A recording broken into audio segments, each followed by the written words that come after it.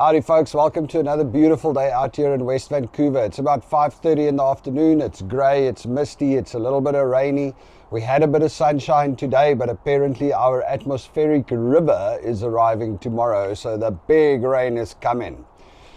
In today's video, I want to talk about family doctors because that's a question that people have asked and something that even we had anxiety about, because when you get here, you get told you have to find a family doctor. And I was like, oh my God, I need a family doctor. What happens if something goes wrong and I don't have a family doctor? Because the reality is that family doctors are as scarce as hen's teeth at the moment. You don't just arrive and find a family doctor.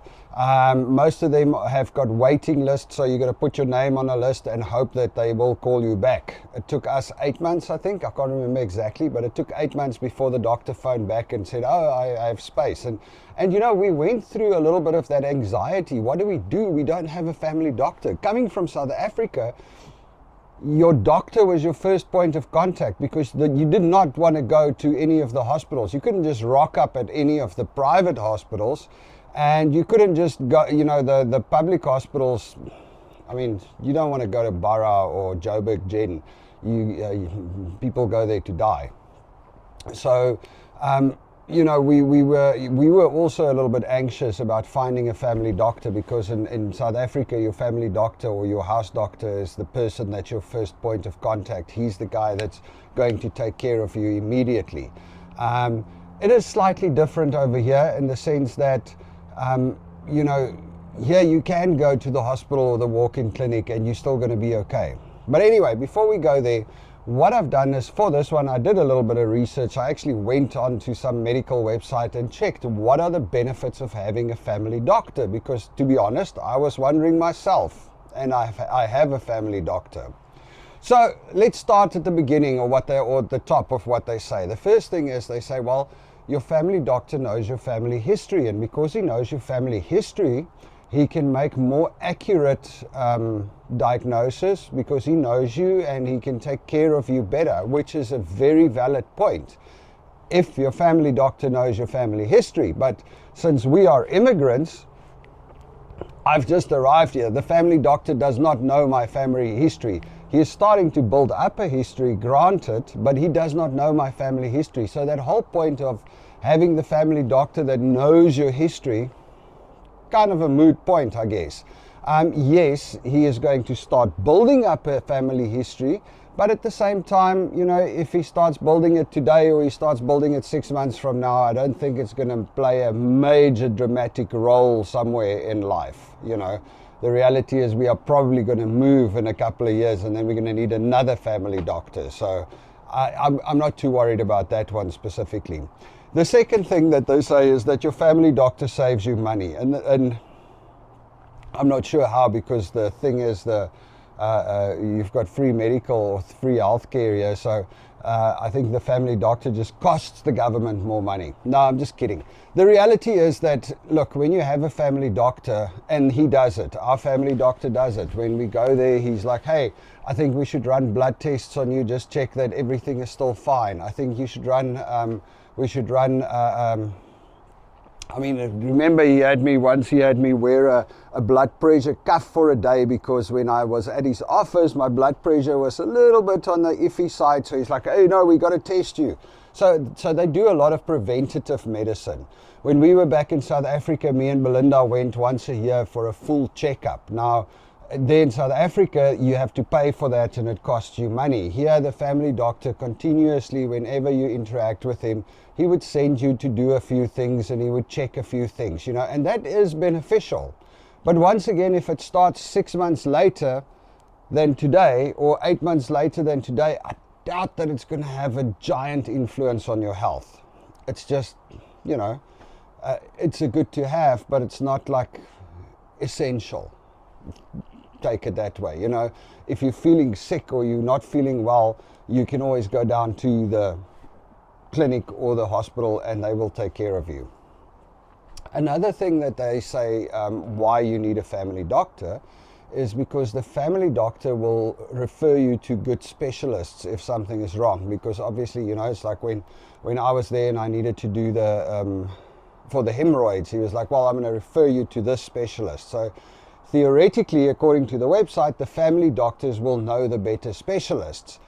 Having said that, though, I'm not so sure about that. I don't know how valid a point that is, because the reality is that the doctor down at the hospital or the doctor down at the clinic, he probably also knows all the specialists. So I'm a little bit on the fence about that one. The next thing is, if you have chronic diseases, having a family doctor helps. And that is very true, because the thing is, it's just easier to know that, okay, once every 3 months I need to schedule a call with my doctor so he can fill my prescription of reflux pills. It's just easier. I know where to go. It's the same guy. It's the same thing.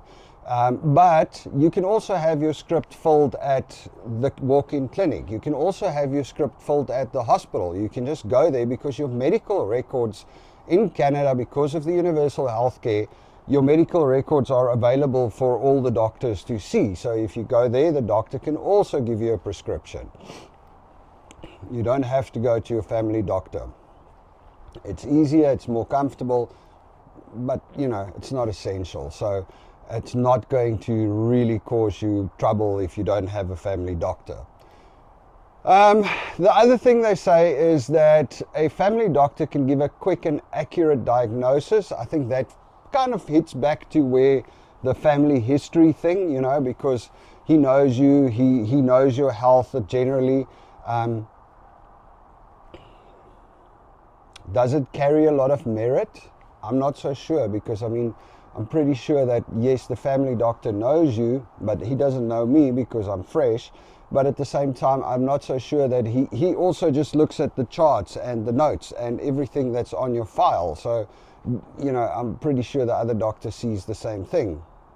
Maybe not, I don't know. But anyway, so the family doctor theoretically has more information, so he can make a quicker quicker diagnosis. At the same time, though, the doctor that works at the hospital or the doctor that works at the walk-in clinic, he sees so many different people that so you got to ask yourself, maybe he's seen like, oh, everybody's coming in with this flu, or oh, everybody's got that. So I'm not so sure that one holds too much water, that just because it's a family doctor, they will be making quicker and better diagnosis. Open to discussion, though. The next thing is, they say that your family doctor can make lifestyle recommendations, and that's true. If he knows you, he knows you're overweight, he works with your history, you go in and see him every month or every 2 or 3 months, he can be like, hey, you got to lose weight, I suggest you try this diet, or they can help you with lifestyle recommendations. Is that essential? Not really, I guess. I don't know how many of us actually listen to the doctor's lifestyle recommendations. I know lots of people that gets told, hey, you got to lose weight. Well, I'm one of them. They're like, oh, your BMI is not right because your height and your weight doesn't align, so you got to lose weight. And I'm like, dude, I am not overweight. I'm not obese. I've got dense bones. Anyway, but the reality is, so yes, a doctor can make lifestyle recommendations and he can help with trying to get you to live healthier. But is it going to make a huge difference if you don't have a family doctor for 6 or 8 months or even a year when you get here? I doubt that you are going to start listening to your family doctor within the first year when you arrive in Vancouver and be like, oh, yes, I'm going to go on the diet. I'm going to stop smoking. I'm going to do that. I'm going to do, I don't think it plays a major role. Another thing they said that was a family doctor schedules less calls. A family doctor schedules 30 to 40 minutes per patient so that he can interact with the patient and he can learn more about the patient, whereas the guy at the hospital or the walk-in clinic, he needs to see 40 patients a day, so he tries to move them through as fast as he possibly can because there's a queue waiting. Theoretically that's true. Theoretically that is very true. Technically or in practice, not so sure about that. I've also been I've been to my family doctor many times. It's not like he sits there and asks about your your day and your family history and everything. He's also just trying to get you the hell out of there. And you know, when you're on the phone, especially on the virtual call, it's just like, yeah, what's wrong? This, okay, cool, let's do that. Boom, boom, boom, boom, off you go. So I don't think that one holds too much water. And I guess those are the six points that they put out there for why you should have a family doctor. Was it 6 or 7? Anyway, why you should have a family doctor. Now, sorry folks, I lost connection there, so there was a little break in the video, but here we go again. Okay, so my personal opinion about family doctors and how serious it is to have a family doctor, or how important it is to have a family doctor. You know, I think you can get away without a family doctor for long enough. And if you do find one, it's a nice to have, it's great. Get yourself a family doctor. But at the end, I really don't think it makes a huge difference, especially not if you're without a family doctor for 8 months or a year or whatever when you arrive here in Vancouver. In certain circumstances, I actually think not having a family doctor is better, or not going to your family doctor straight away is better. I mean, think about it this way. If I go to my doctor and I have some sort of issue, I cannot just go to the doctor. I'm like, oh doc, I got this pain. He's like, well, you got to schedule online, you got to schedule a phone call. And generally you can only schedule a call about a week and a half to 2 weeks ahead or in advance, because they are fully booked.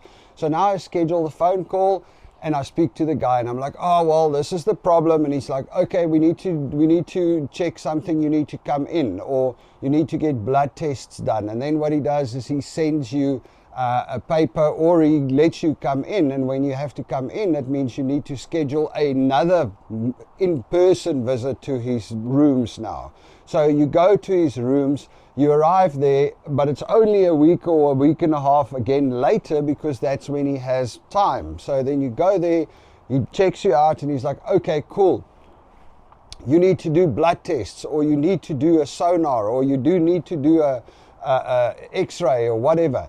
Here's a paper, go to a place and go and get it done. Then you got to come back, you got to make a booking to get an x-ray done. Now those x-ray places and those, you know, a lot of those places, blood tests are fairly quick, but x-rays and any of those scans, those places are extremely busy. So now you're going to wait another week or 2 weeks before you get an appointment there to get that done.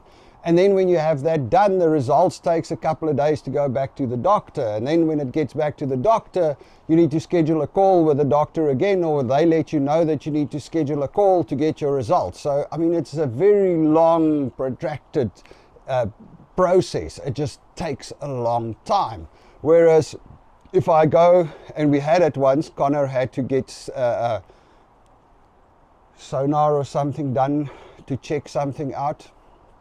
I mean, we went down to Lionsgate Hospital. Yes, we waited 3.5 hours because it was a really bad day. We were sitting at the emergency rooms. We waited 3.5 hours, but eventually they were like, okay, well, we need to get a sonar done. And what they did is they gave him a piece of paper, and we walked into the hospital deeper in, and there was the place, and they did the sonar, and a half an hour later we were back by the doctor. And 15 minutes later, he gave us the results and it was all done, you know. So, yes, we waited a longer period to get going, and we spent 6 hours or whatever at the hospital. But we went in and we came out with a result, knowing what the issue was, and it was all dealt with. You know, so I guess a family doctor is great for preventative health. But if you really do get sick, or you really need to get something looked after or dealt with, it's actually better to just go straight to the walk-in clinic or straight to the emergency. Another thing is the family doctors close, you know. Emergency, you can go after hours. So I don't think you should worry too much about not having a family doctor. It's not the end of the world. Obviously put your name on the list, and when it comes through, it comes through. But don't go and stress yourself about it, because it really isn't that serious. I know that you get anxious about it, because, you know, we also did. But just know it's not that serious. All right, folks, have a good one. Cheers.